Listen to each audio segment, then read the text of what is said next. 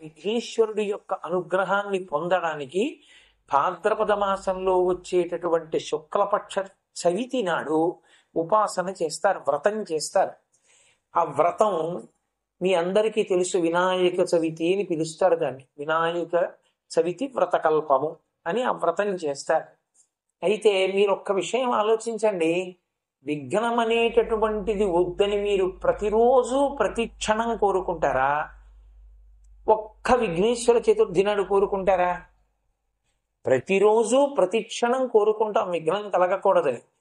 మరి ప్రతిరోజు ప్రతి క్షణం కోరుకునేటటువంటి వారు విఘ్నేశ్వరుని యొక్క వ్రతాన్ని ఒక్క భాద్రపద శుక్లపక్ష చవితి నాడు చేస్తే సరిపోతుందా? లేకపోతే ప్రతిరోజు చెయ్యవలసి ఉంటుందా? అంటే ప్రతిరోజు చెయ్యాలి. ప్రతిరోజు గజానన ప్రార్థన చేస్తున్నాం కదా మనం. మరి ప్రతిరోజు విఘ్నేశ్వర ప్రార్థన చేస్తే ఒక్క విఘ్నేశ్వర చవితి నాడు మాత్రమే వ్రతకల్పాన్ని నిర్ణయించడానికి కారణం ఏదైంది? సాధారణంగా ఏదో పార్వతీ పరమేశ్వరుల మధ్య సంవాదం జరుగుతుంది. సంవాదం జరిగితే పార్వతీదేవి అడుగుతుంది, ఏదో ఒక వ్రతాన్ని అడిగి, ఒక ప్రయోజనాన్ని అడిగి, ఈ ప్రయోజనానికి ఏం చెయ్యాలని అడుగుతుంది. వరలక్ష్మి వ్రతంలా అడిగితే పరమశివుడు చెప్తాడు, ఇదిగో ఈ వ్రతం చెయ్యాలి అని చెప్తాడు.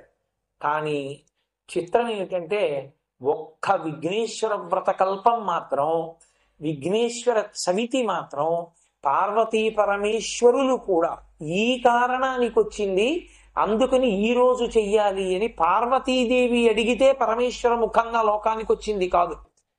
విఘ్నేశ్వరానుగ్రహంగానే ఈ విఘ్నేశ్వర చవితి వ్రతకల్పం లోకానికి వచ్చింది. అందుకే 365 రోజులలో జరిగేటటువంటి వ్రతాలలో విఘ్నేశ్వర చవితి నాడు జరిగేటటువంటి వ్రతకల్పం ఒక్కటే ఒక ప్రఖ్యాతి వహించింది. అయితే నేను ఒక్క విషయం చెప్పడానికి మాత్రం కించిత్ బాధతో చెప్తున్నాను. భాద్రపద మాస శుక్లపక్ష చవితి నాడు విఘ్నేశ్వర చవితిని ఎలా చేసుకోవాలని శాస్త్రాలు చెప్తున్నాయో అందులో 99% మనం చెయ్యట్లేదు. ఇవ్వాలి మనం చేసేటటువంటి వ్రతకల్పానికి, అసలు యథార్థంగా శాస్త్రంలో చెప్పబడిన వ్రతకల్పానికి చాలా దూరం.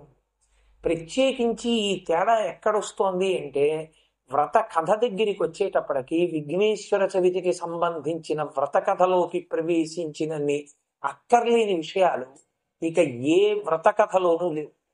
మిగిలిన వ్రత కథలన్నీ కూడా ఇంచుమించుగా శాస్త్రంలో చెప్పినట్టు, పురాణంలో చెప్పినట్టుగా ఉన్నాయి. కానీ ఒక్క విఘ్నేశ్వర చవితి వ్రతకల్పంలో చెప్పేటటువంటి కథ మాత్రం 100% ఇవాళ మారిపోయి, ఒకటి పురాణంలో ఉంటే ఇంకొకటి కథగా లోకంలో ప్రచారంలో ఉంది. ఇది దిద్దబడవలసినటువంటి అవసరం కూడా చాలా ఉంది. కాబట్టి ఆ విఘ్నేశ్వర వ్రతకల్పం ఎలా చెయ్యాలి, ఎందుకు చెయ్యాలి? అందుకే విఘ్నేశ్వర చవితిని బట్టే సంకర్షణహర చతుర్దశి, సంకష్టహర చతుర్దశి అనేటటువంటి పేరుతో మళ్ళీ ఇంకో వ్రతకల్పం వచ్చింది. దానికి ముందు వెనక వచ్చింది. ఒక్కొక్కచో ప్రతి నెల చేసే సంప్రదాయం కూడా వచ్చింది. అది ఎక్కడి నుంచి వచ్చింది, ఎందుకు వచ్చింది? అందున చాలా మీరు గమనిస్తే ఆశ్చర్యకరమైన విషయం ఒకటి లోకంలో ఉంది. శ్రీకాంతో మాతులో యస్య అని పేరు విఘ్నేశ్వరుడికి. శ్రీ మహావిష్ణువు యొక్క మేనల్లుడు అని నమస్కారం చేస్తారు ఆయనకి. పార్వతీ పరమేశ్వరుల కొడుకు అని మొదటి నమస్కారం కాదు. శ్రీకాంతో మాతులో యస్య జననీ సర్వమంగళ, అప్పుడు అమ్మ పేరు చెప్తారు. సర్వమంగళ యొక్క కొడుకు, శ్రీ మహావిష్ణువు యొక్క మేనల్లుడు అని. శ్రీ మహావిష్ణువుకి విఘ్నేశ్వరుడికి ఉన్నంత దగ్గరి సంబంధం మీకు ఎక్కడా పురాణంలో ఏ ఇద్దరి మధ్య. అదొక చాలా ఆశ్చర్యకరమైన విషయం.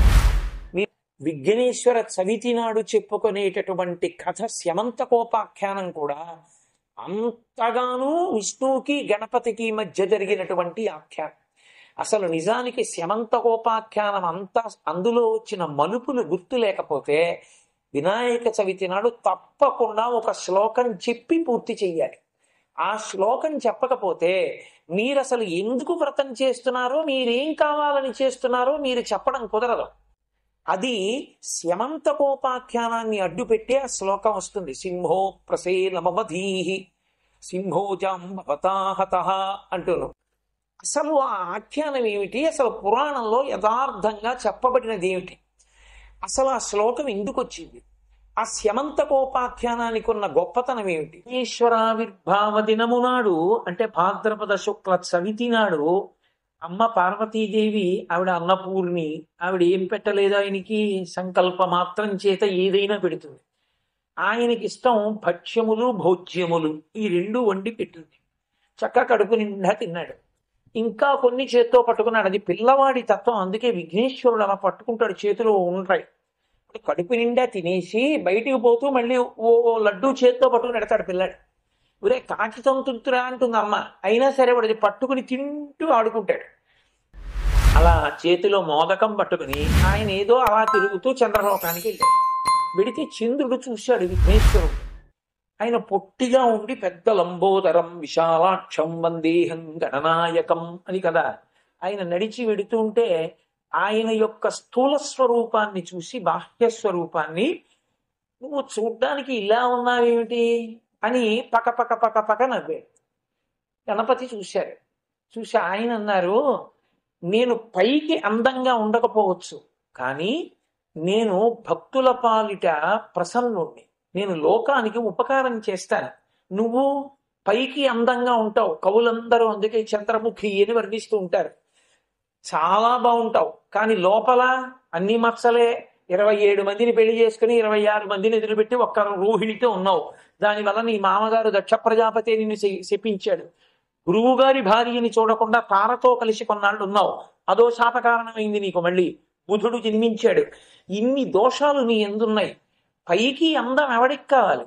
లోపలి సౌందర్యం గొప్పది. పైన అందం గొప్పదా, లోపల సౌందర్యం గొప్పదా అంటే లోపలి సౌందర్యం గొప్పది.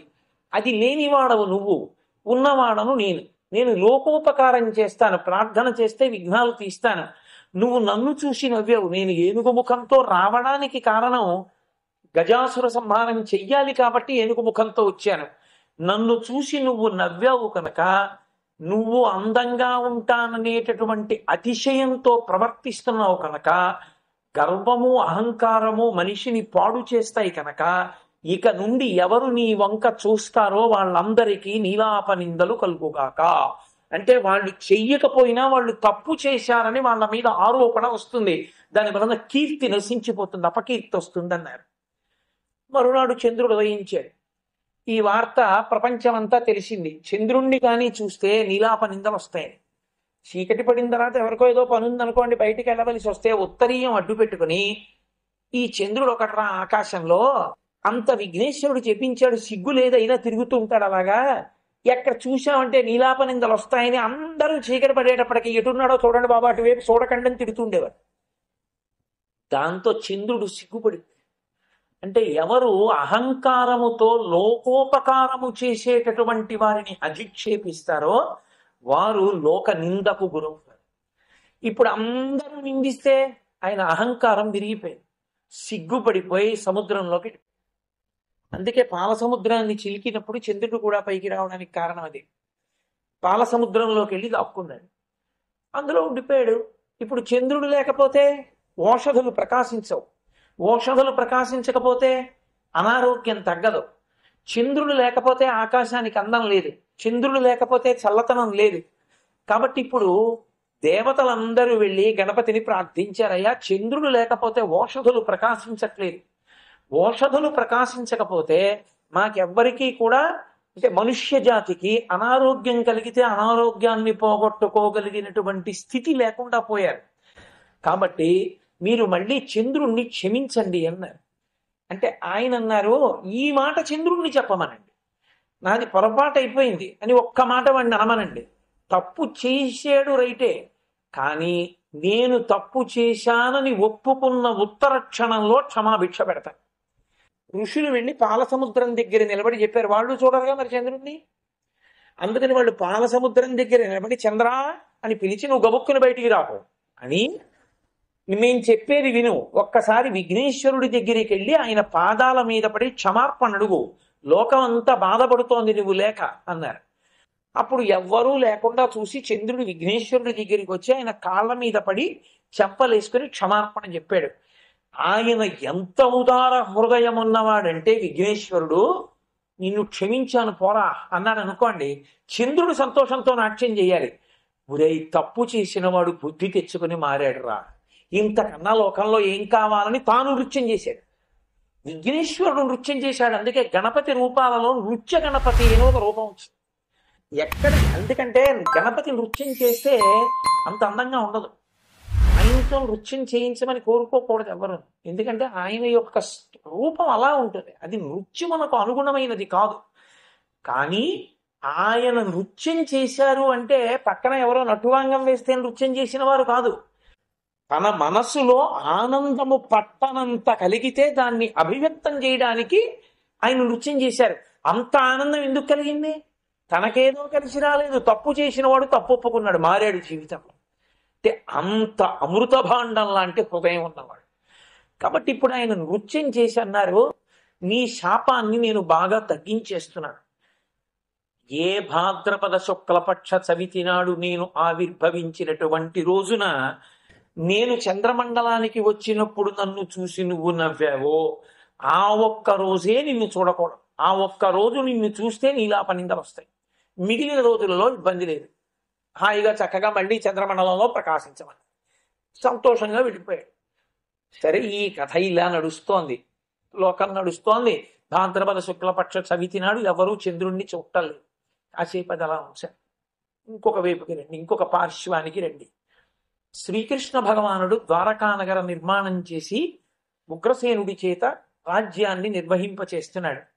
అదే పట్టణంలో అక్రూరుడు, కృతవర్మ, శతధన్వుడు అని ముగ్గురు. ఈ ముగ్గురిలో అక్రూరుడు మహాభక్తుడు. నవవిధ భక్తులలో వందనానికి అక్రూరుణ్ణే పర్యాయ పదంగా చెప్తాం. ఆయన రథంలో వెళ్ళిపోతుంటే ఆ నందవ్రజం దాకా వెళ్ళేటప్పటికీ ఆ చిన్ని కృష్ణుడు, బలరాముడు వీళ్ళిద్దరి యొక్క పాదముద్రలు కనపడ్డాయి. ఆవుల్ని దూడల్ని తోలుకుని వెళ్ళినటువంటి పాదముద్రలు చూశాడు. ఒక్కసారి రథాన్ని ఆపాడు. తద్దర్శనాక్లాద నివృద్ధ సంభ్రమ ప్రేమ్నోర్ధరోమాశృశలాకులీక్షణ రథాధవస్కంధ్య సతీష్వచేష్టత ప్రభోరమున్యంగ్రిరచాస్వహో ఇతి. వ్యాసుడు సంస్కృత మూలంలో అంటాడు, నా స్వామి బలరామకృష్ణులు ఇలా వెళ్ళారు, వాళ్ళ పాదముద్రలు అదిగో దివ్యమైన చిహ్నములు కనపడుతున్నాయి. వాళ్ళు నడిచి వెళ్ళిన చోట నీ రథం మీద వెళ్ళనని ఒక స్వర్ణదండం పడిపోయినట్టుగా రథంలోంచి కింద పడి ఆ మట్టిలో దుల్లాడు. అంతటి భక్తుడు అక్రూరుడు. అందుకే వందనానికి అక్రూరుణ్ణి మారుపేరుగా చెప్తారు నవవిధ భక్తుల్లో. అటువంటి అక్రూరుడు ఆ ద్వారకానగరంలో ఉన్నాడు. అంతటి మహాభక్తుడైన అక్రూరుడు ఉన్న కారణం చేత ఉపద్రవాలు వచ్చేవి కావు ద్వారకానగరానికి. ఒక్క మహాభక్తుడు ఉంటే ఊరంతా రక్షింపబడుతుంది. కాబట్టి ఊరు రక్షింపబడుతోంది. ఆయన మహాకృష్ణ భక్తుడు. ఇది ఇలా ఉండగా సత్రాజిత్తు అనబడేటటువంటి ఒక ఆయన సూర్య భగవానుండి ఉపాసన చేశాడు మంత్రముల చేత. సూర్యుడు ఎదురుగుండా సాకార రూపంలో కనపడ్డాడు. సూర్యుని యొక్క తేజస్సు అటువంటిది, దుర్నిరీక్షుడు. ఆయన సాకార రూపంలో నడిచి వస్తుంటే ఆయన తేజస్సా, ఆయన మెడలో ఉన్న మణి తేజస్సా అన్నది అర్థం కానంత తేజస్సుతో వెలిగిపోతోంది ఒక మణి. చూశాడు సత్రాజిత్తు. మీ మెడలో ఉన్న మణి ఏమిటి అని అడిగాడు. దీన్ని శమంతక మణి అంటారు. ఇది రోజుకి కొన్ని బారువుల బంగారం పెడుతుంది, అంత గొప్పది అన్నాడు సూర్యుడు. వాళ్ళిద్దరూ మిత్రులు, సత్రాజిత్తు సూర్య భగవానుడు. సత్రాజిత్ అన్నాడు, నాకు ఆ మణిని ఇచ్చేసేయమని. అంటే సూర్య భగవానుడు అన్నాడు, ఇది మణి, మీతో మొదట చెప్పా కదా, మణి మంత్రము ఔషధము అందరికీ సరిపోవు. ఈ మణి మీ దగ్గర ఉండడానికి యోగ్యం కాదు. ఎందుకంటున్నానంటే ఈ మణి ఎవరి దగ్గర ఉందో వారు నిత్య శౌచులయ్యి ఉండాలి, ఎప్పుడూ శౌచంతో ఉండాలి. శౌచం తప్పితే అపకారం చేస్తుంది. అందుకని నా మాట విని ఈ మణి అడక్కన్నాడు. కాదు, నాకు ఆ మణి కావాలి. అయితే తీసుకో, శౌచంగా ఉండు అని ఇచ్చేసాడు. తీసుకెళ్ళాడు, ఇంట్లో పెట్టుకున్నాడు. రోజు అది బారువుల బంగారం పెడుతోంది. చక్కగా బంగారం అంతా వృద్ధి పొందుతోంది. ఎవరికి ఐశ్వర్యం ఎక్కువైపోతూ ఉంటుందో వాళ్ళకి మిగిలిన లోకం యొక్క కనురాపుతో ఉంటుంది. పైకి నమస్కారం పెడతారు కానీ అబ్బా ఎంత డబ్బండి అని కనురాపు తగిలేటట్టుగా, దృష్టి దోషం కలిగేటట్టుగా ప్రవర్తిస్తారు. కాబట్టి ఇప్పుడు ఆయన అన్నాడు, ఒక రోజున కృష్ణ భగవానుడు ఆ సత్రాజిత్తు దగ్గరికి వచ్చి, ఏదైనా సరే లోకంలో అత్యంత విలువైనటువంటిది కేవలముగా పృథివిని ఏలేటటువంటి రాజు దగ్గర ఉండాలి. నీ దగ్గర ఉంటే నీకొక్కడికే పనికొస్తుంది. ఇదే శమంతకమణి ప్రభువు దగ్గర ఉంటే ఆ బంగారం రాజ్యంలో అందరికీ వినియోగిస్తాడు అభివృద్ధికి. అందుకని ఆ శమంతకమణిని ప్రభువు ఉగ్రసేనుడికి ఇచ్చేయమన్నాడు. ఆయన అన్నాడు, నేను ఇవ్వను, ఈ మణి నా దగ్గరే ఉంచుకుంటానన్నాడు.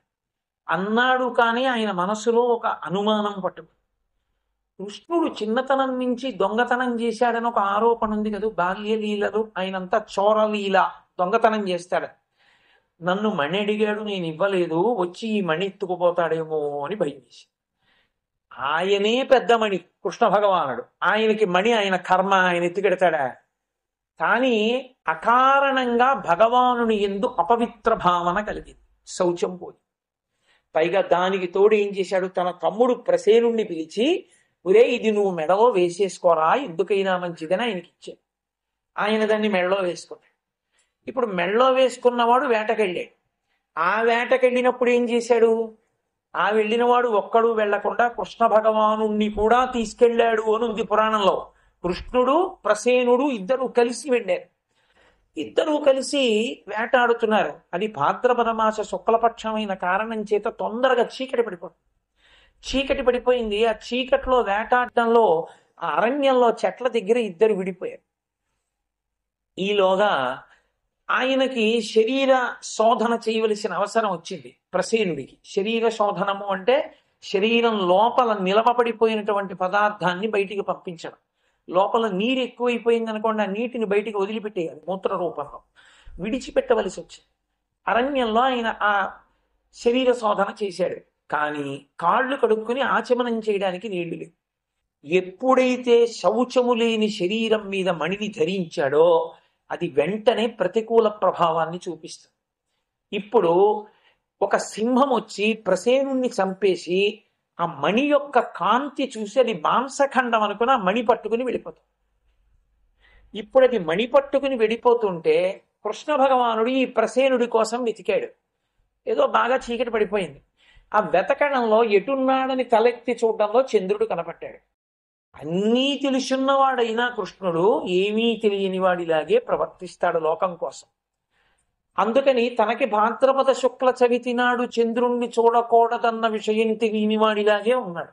అలాగే అనుకోవాలి మీరు కథ జరిగినప్పుడు. కాబట్టి చంద్రుణ్ణి చూశాడు, ఇంటికి వెళ్ళిపోయాడు, ప్రసేనుడు కనపడలేదని. ఇక్కడ సింహం ఈ ప్రసేనుణ్ణి చంపేసి ఆ శమంతకమణిని తీసుకెడుతోంది. అదే సమయంలో జాంబవంతుడు మీరు రామాయణాన్ని పరిశీలిస్తే జాంబవంతుడు బ్రహ్మగారి అంశలో వచ్చాడు. దేవతలందరినీ రామచంద్రమూర్తికి ఉపకారం చెయ్యమంటే వాళ్ళ అంశలలో వానరుల్ని సృజించారు. చతుర్ముఖ బ్రహ్మగారు ఆవలించారు. ఆవలిస్తే ఆయన నోట్లోంచి బయటపడ్డాడు జాంబవంతుడు. సృష్టికంతటికి పెద్దవాడు బ్రహ్మగారి అంశలో వచ్చినవాడు జాంబవంతుడు. అందుకే జాంబవంతుడికి పెద్దరికం. అందుకే ఆయన త్రేతాయుగంలో రామచంద్రమూర్తితో ఉన్నవాడు త్రేతాయుగం అయిపోయి ద్వాపరయుగం వచ్చి కృష్ణ భగవానుడు వచ్చినప్పుడు కూడా ఉన్నాడు అంతే బలంతో. అంత బలంతోనూ ఉండి అంత వృద్ధుడైపోయాక ఆయన ఆ సింహాన్ని చంపి ఆ శమంతకమణిని దాని నోట్లోంచి తీసి తను పట్టుకెళ్ళి ఊయలలో ఒక పిల్లవాడు పడుకునున్నాడు, జాంబవంతుని యొక్క కొడుకు. ఆ కొడుకు పడుకున్న చోట పైన ఆ మణిని ఆట వస్తువుగా కట్టాడు. అంటే దాని కాంతి చూస్తే కళ్ళు బైర్లు కమ్ముతాయి. కళ్ళు బైర్లు కమ్మేటంతటి కాంతి కలిగిన శమంతకమణిని ఆట వస్తువుగా కట్టాడంటే పైన అంత దగ్గరగా చూడ్డానికి ఒక పసిపిల్లవాడికి జాంబవంతుడి కొడుకు ఎంతటి బలవంతుడో మీరు ఆలోచించండి. ఆ వయస్సులో జాంబవంతుని కుమార్తె ఉంది జాంబవతి. చాలా చోట్ల ఏమని రాశారంటే ఆ ఊయలలో ఉన్న పిల్ల జాంబవతి అని రాశారు. మణిని పిల్లని ఇచ్చాడు కృష్ణుడికని. అంత పసిపిల్లని ఊయల్లో ఊపుతున్న దాన్ని కృష్ణుడికి ఇచ్చి పెళ్లి చేసుకోమంటే ద్వారకా నగరానికి తీసుకెళ్లి ఎలా పెళ్లి చేసుకుంటాడు? అసలు కృష్ణుడు ఎలా గుచ్చుకుంటాడు, ఎలా పెళ్లి చేసుకుంటాడు, ఎలా అష్టమహిషుల్లో ఒకటవుతుంది? అసలు కృష్ణుడు ధర్మాన్ని నేర్పిన వాడు లోకంలో ఓ పసిపిల్లని తీసుకెళ్లి పడుకోబెట్టి తాళి కడతాడా? అని అర్థం ఉందా కథకి? ఊయలలో ఊగిన పిల్ల జాంబవతి కాదు. జాంబవతి పెద్దది, అప్పటికి యవ్వనంలో ఉంది. జాంబవంతుని యొక్క కుమార్తె, ఆమె ఊయల ఊపుతో, ఊయలలో జాంబవంతుని కొడుకున్నాడు. ఈలోగా ఆ శుక్లపక్ష చవితి నాడు ఆ చంద్రుణ్ణి చూశాడు కృష్ణుడు. నీలాపనిందలు వచ్చాయి. కృష్ణుడే ఆ స్యమంతకమణిని అపహరించాడు, ప్రసేనుణ్ణి సంహరించాడు అని. ఈ నింద ఎలా బాపుకోవాలి? అందుకని ఆయన అన్నాడు, అందరినీ తనతో రమ్మని, రండి మనందరం వెతుకుదాం అన్నాడు. అంటే వాళ్ళు అన్నారు, అమ్మో ఇలాగే చెప్తాడు, చిన్నప్పటి నుంచి కృష్ణుడికి ఇదే అలవాటు, వెతుకుదాం రమ్మని మనందరినీ కూడా అడవిలోకి తీసుకెళ్లి చంపేస్తాడు సాక్ష్యాలు లేకుండా, అందుకని ఎవరు వెళ్ళకండి. సరే కొంత దూరం వెళ్ళారు. వెళ్ళిన తర్వాత ఎవరో పాపం కొంతమంది ఉంటారు కదా ఉత్సాహం ఉన్నవాళ్ళు, అవసరం ఉన్నా లేకపోయినా ఎక్కడో ఎవరో పడిపోయారంటే గవ్వ అక్కడికి వెళ్ళిపోతారు, గుళ్ళోకి వెళ్ళినా వెళ్ళకపోయినా. అందుకని ఆ వెంట వెళ్ళే వాళ్ళు ఉంటారు. వెళ్ళారు వాళ్ళు, కృష్ణుని యందు అనురక్తి కలిగిన వాళ్ళు వెళ్ళి చూశారు. చూస్తే ఒక చోట ప్రసేనుని కళేబరం కనపడి, అక్కడ పులి యొక్క అడుగు జాడలు, ఆ సింహం యొక్క అడుగు జాడలు కనపడ్డాయి. మరికొంత దూరం వెళ్ళేటప్పటికీ సింహము యొక్క పాదముద్రలతో పాటు భల్లూకము యొక్క పాదముద్రలు కనపడ్డాయి. ఇక సింహం పాదముద్రలు కనపడలేదు, భల్లూకం పాదముద్రలు కనపడ్డాయి. ఇప్పుడు సింహాన్ని భల్లూకం చంపేసింది కాబట్టి భల్లూకం ఎటిళ్ళిందో తిడదాన్ని రండి అన్నాడు కృష్ణుడు. వాళ్ళన్నారు, మాకన్నా వెర్రి వాళ్ళు ఎవరూ నీకు దొరకలేదా అన్నాడు. ఏమన్నాడు ఆయన, సింహాన్ని భల్లూకం చంపేసిందా, అందుకని భల్లూకం అడుగుజాడలు పట్టుకుని ఎడదామా? లోకంలో భల్లూకాన్ని సింహం చంపుతుందా, సింహాన్ని భల్లూకం చంపుతుందా? అంటే మమ్మల్ని అందరినీ కూడా తీసుకెళ్లి ఆ గుహలోకి తీసుకెళ్లి ఎక్కడో పెట్టేద్దాం అనుకుంటున్నావా? మేము రాను నీతో అని ఖచ్చితంగా ఇతనే చంపేశాడు ప్రసేనుణ్ణి. అందుకే ఇంత గొప్ప కట్టు కథ సృష్టించాడు. భల్లూకంట సింహాన్ని చంపేసింది, దాని అడుగులట్టుగా మనం వెళ్ళాలట. వెడితే అది ఎక్కడో గుహలోకి ఎడుతుందిరా, మనం కూడా గుహలో దూరాలట, దూరి వెతకాలట. ఏమైనా అర్థం ఉందా ఈ మాటలకి? వెళ్ళకండి. ఆయనకి నీలాపనిందలు మరింత ఎక్కువైపోయి, ఇప్పుడు ఏది సత్యాన్ని ప్రకటన చెయ్యాలనుకున్నాడో అది చేయించలేకపోగా కొత్త దోషాలు వచ్చాయి. ఇప్పుడు తానొక్కడే గుహలోకి వెళ్ళాడు. ఆ చీకట్లో సొరంగ మార్గంలో గుహ దగ్గరికి వెళ్ళాడు. వెళ్ళేటప్పటికీ ఆ జాంబవంతుని కుమార్తె యవ్వనంలో ఉన్న పిల్ల ఊయల ఊపుతూ ఆ కాంతి చూసింది, కృష్ణుని యొక్క కాంతిని. ఇలా తల తిప్పి చూసింది. ఆయన సొరంగ మార్గంలో వచ్చి గుహ దగ్గర నిలబడి ఉన్నాడు. ఎదురుగుండా కనపడుతోంది శమంతకమణి ఊయల మీద. అదే కదూ ఆయనకు కావాలి. కాబట్టి ఇప్పుడు శమంతకమణి కోసం తొందరపడి వచ్చేస్తాడేమో, మా నాన్న లోపల ఉన్నాడు చంపేస్తాడు, ఇంత అందంగా ఉన్నాడు నీలమోహన స్వరూపుడి అని వెంటనే ఆ పిల్లకి ఆయన యందు అనురక్తి కలిగింది. కృష్ణుని యందు అనురక్తి ఎవరికి కలగదు? అనురక్తి కలిగింది. అనురక్తి కలిగి రాకు, మా నాన్న చంపేస్తాడని చెప్తే ప్రమాదం వస్తుంది, ఎవరు మీ నాన్న అని అడుగుతాడేమోనని కృష్ణుడికి అర్థమయ్యేటట్టు, పిల్లవాడి మీదకి జోలపాడుతున్నట్టు ఆ శమంతకమణి అక్కడికి ఎలా వచ్చిందో కృష్ణుడికి అర్థమయ్యేట్టు ఒక శ్లోకం చెప్పింది. సింహ ప్రసేనమవధీః సింహో జాంబవతాహతః సుకుమార కమారోధీః తవ హ్యేషా శమంతకః అంది. ఆ పిల్లాడి వంక చూసి పిల్లాడికి చెప్తూ పాడుతున్నట్టు చెప్పింది. సింహ ప్రసేనమవధీః, ఓ పిల్లాడా, సింహం ప్రసేనుణ్ణి సింహం చంపేసింది. ఆ సింహాన్ని సింహో జాంబవతాహతః, సింహాన్ని జాంబవంతుడు చంపేశాడు. ఆ జాంబవంతుడు ఈ శమంతకమణి పట్టుకొచ్చి ఆడుకోవడానికి తమ్ముడా నీకేశాడు ఊయల మీద. సుకుమార కమారోధీః, సుకుమారక అంటే ఓ చిన్న పిల్లాడా నువ్వు ఏడవకు, తవ హ్యేషా శమంతకః, నీకోసమే ఈ శమంతకమణిని వేశాడు జాంబవంతుడు అని. ఇది విన్నాడు కృష్ణుడు. ఓహో ఇలా వచ్చిందనమాట ఈ శమంతకం, ఇక్కడికి లోపల జాంబవంతుడున్నాడన్నమాట. ఈ పిల్ల నాయందు మరులు కొంది, నేను ఎక్కడ జాంబవంతుడి చేతిలో మరణిస్తానోనని నేను అడగకపోయినా పిల్లవాణ్ణి ఊయల ఊపుతున్నట్టుగా నాకు కథంతా చెప్పింది. ఆ సైగ బట్టి లోపల వాళ్ళ నాన్న ఉన్నాడని అర్థమవుతోంది అని గ్రహించాడు. లోపలికి వెళ్ళి ఈ మణి తీసుకుంటే తప్ప నా నీలాప నిందలు తొలగవని ఆ మణిని తీసుకునే ప్రయత్నం చేస్తున్నాడు. చేస్తూ ఉండగా ఆ జాంబవంతుడు రాని వచ్చాడు. జాంబవంతునికి ఆ కృష్ణ భగవానుడికి 21 రోజుల యుద్ధం జరిగింది. ఎందుకని? ఆయన రామావతారంలో ఉన్నప్పుడు ఆయన యొక్క ఆలింగన సుఖాన్ని అనుభవించినటువంటిది ఒక్క సీతమ్మ తల్లి. అది వేరొకరికి దక్కేది కాదు. ఆయన అందం అటువంటిది. పుంసామోహన రూపాయ పుణ్యశ్లోకాయ మంగళం. మగవాళ్ళు ఏమిటి, ఋషులే మనసు పారేసుకున్నారు ఆయన్ని చూస్తే. కాబట్టి ఆయనతో తిరిగిన జాంబవంతుడు ఆయన్నో కోరిక కోరాడు. ఆయనతో కలిసి మల్ల యుద్ధం చేస్తే ఆయన్ని పట్టుకోవచ్చు, గట్టిగా కౌగిలించుకోవచ్చు అని, మీతో నాకు మల్ల యుద్ధం చెయ్యాలనుంది అన్నాడు. ఆయన శరీరాన్ని బాగా పట్టుకోవచ్చు అంటే రామచంద్రమూర్తి గ్రహించి అన్నారు, ఈ అవతారంలో నీతో నేను యుద్ధం చేయను. ఎందుకని, నువ్వు నా అనుమాయివి, నీతో యుద్ధం చేయకూడదు, సరదాకి కూడా చేయకూడదు ఆ పని. వచ్చే అవతారంలో నీ ముచ్చట తీరుస్తానన్నారు. అందుకని కృష్ణావతారంలో జాంబవంతుడి కోరిక తీర్చి 21 రోజుల యుద్ధం తర్వాత కృష్ణుడి బలం పెరిగిపోతోంది, జాంబవంతుడి బలం తరిగిపోతోంది. అప్పుడు గ్రహించాడు, నాతో 21 రోజుల యుద్ధం చేసి నన్ను నిగ్రహించగలిగిన మహాత్ముడు ఎవరిని తేరిపారి చూశాడు. కృష్ణునికి రామునికి అభేద గోచరమే.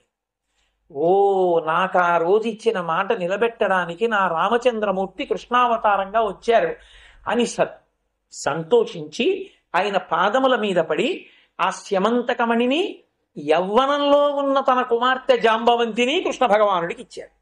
ఇప్పుడు జాంబవతిని తీసుకుని ద్వారకా నగరానికి వచ్చిన కృష్ణ పరమాత్మ ఆ జాంబవతిని వివాహం చేసేసుకుని ఆ స్యమంతకమణి తను తీసుకోవచ్చు.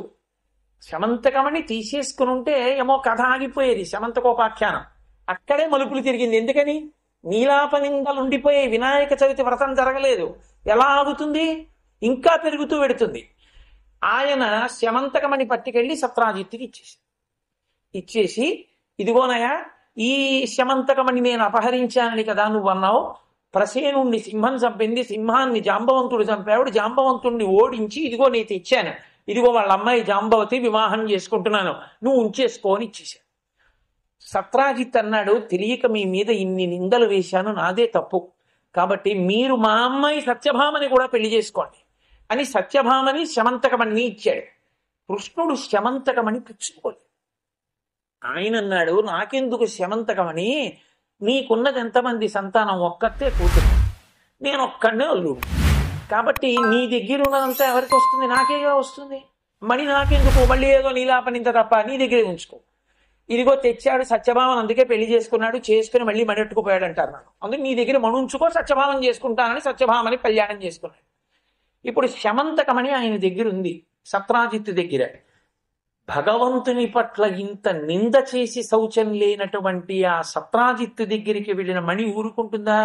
అది వ్యతిరేక ఫలితాన్ని ఇవ్వడంలో ఒకానొకప్పుడు పాండవులందరినీ కూడా చిన్నపిల్లలుగా ఉన్నప్పుడు లాక్షాగృహంలో లక్క ఇంట్లో పెట్టి దహించారు కౌరవులు.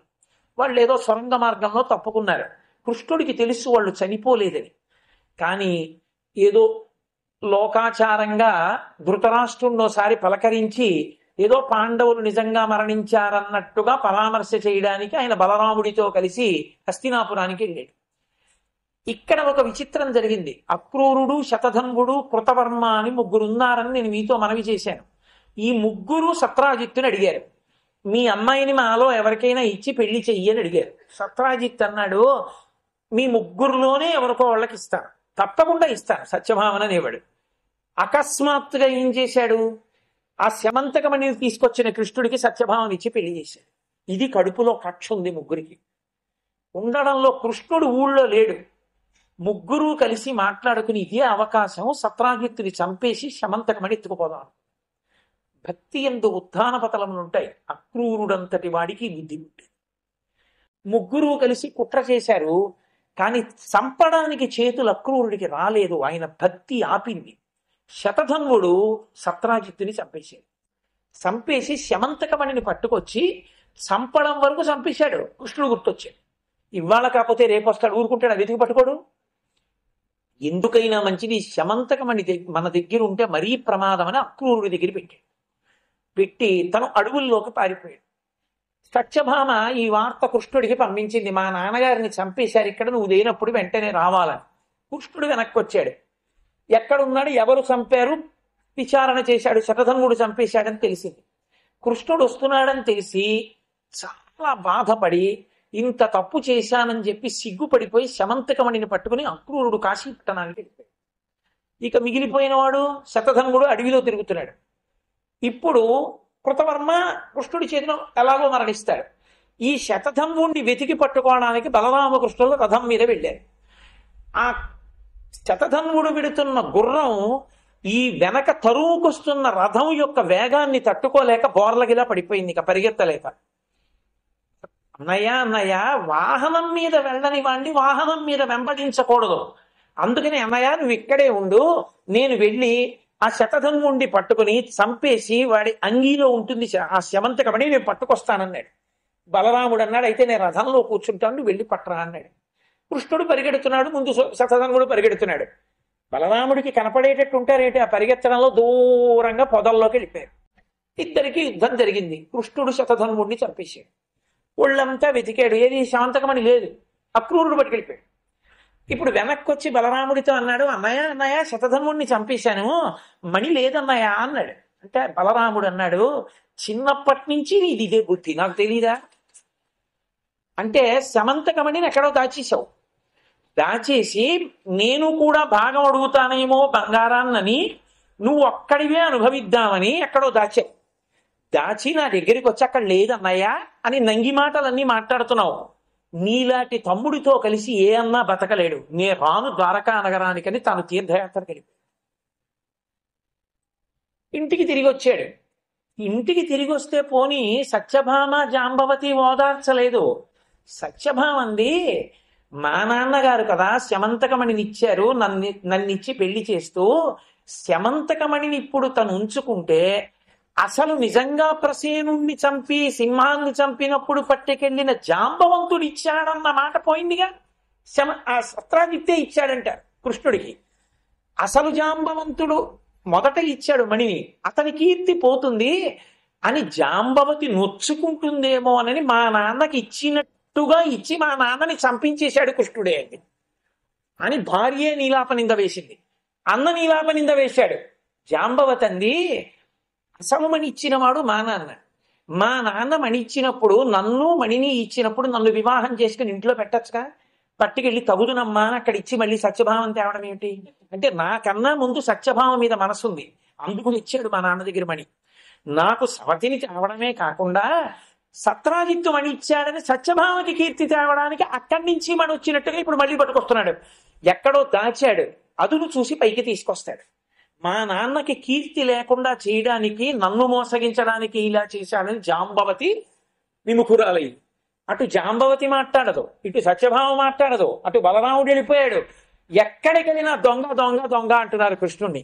ఏమిట్రా ఈ నీలాపనిందలు ఇలా పెరిగిపోతున్నాయి, రోజు రోజుకి ఎంత ప్రయత్నం చేసినా తగ్గట్లేదు, నే ప్రయత్నం చేసి ఇలా మబ్బులు విడిగట్టుండడం మళ్ళీ కమ్ముకోవడం ఏమిటి అల్లరి అని బాధపడితే ఒకరోజు నారద మహర్షి వచ్చాడు.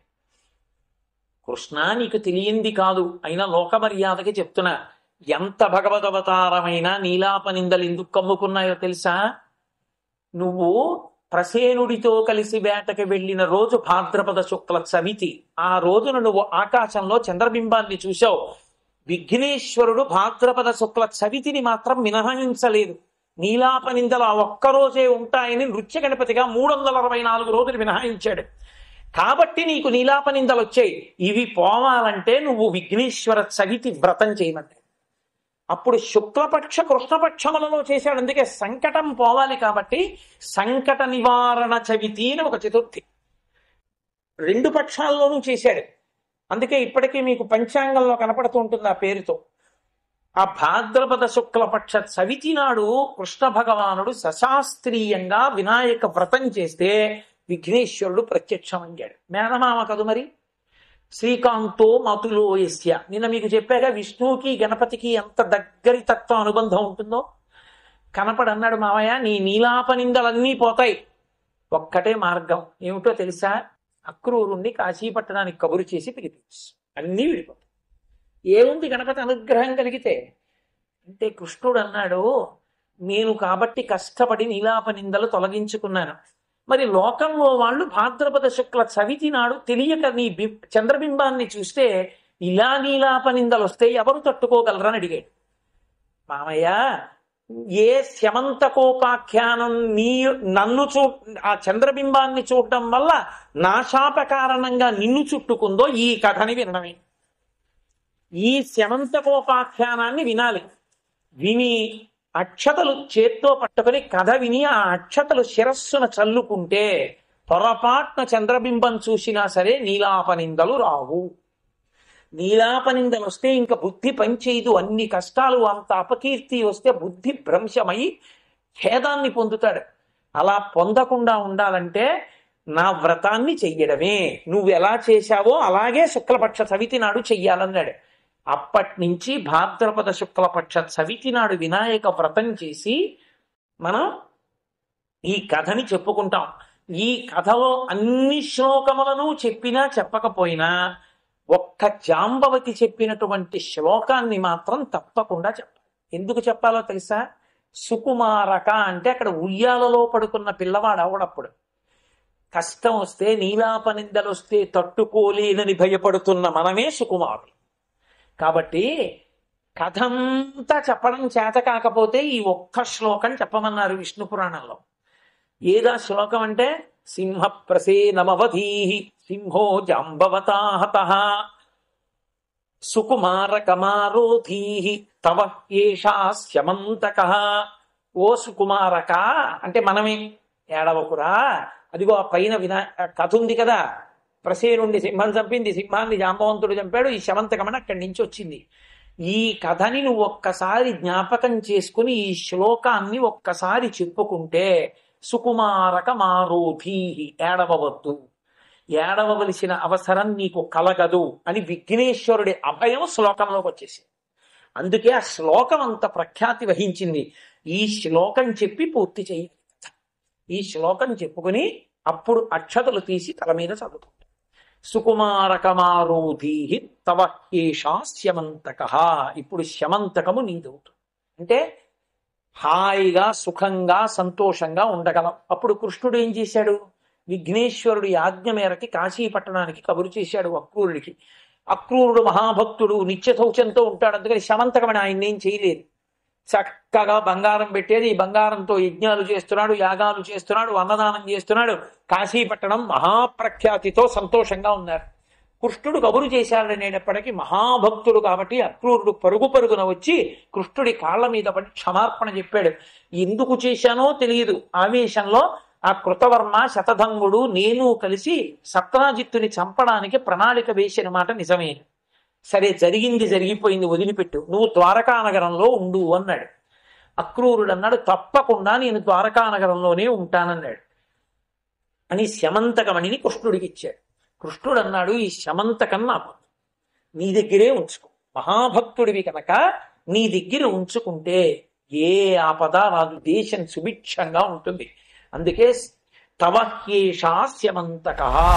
అంత భక్తి తత్పరతతో శమంతకమణిని చేతిలో పట్టుకుంటే ఎంత ఐశ్వర్యం, ఎంత సంతోషంతో భక్తితో అక్రూరుడు బతకగలిగాడో అలా బ్రతకగలిగిన స్థితి మీకు వినాయక వ్రతకల్ప కథ వినడం వల్ల వస్తుంది.